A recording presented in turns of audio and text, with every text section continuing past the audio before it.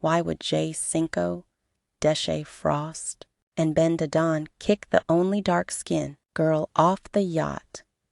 This doesn't sit right with me. No disrespect. I've been arguing with him the whole time, so everybody can stay. Yeah, no disrespect. Yeah, I hate doing it, bro. This is my first time in Miami. You know how many times they want you to stay, but it just...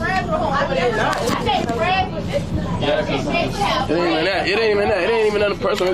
We gotta go. We paying for the hours. You feel me? Yeah, we on hours. We already paid. Shit, 5,000. Yeah. They say every person is extra 1,500. I ain't got that. We sorry, La Mama. Sorry.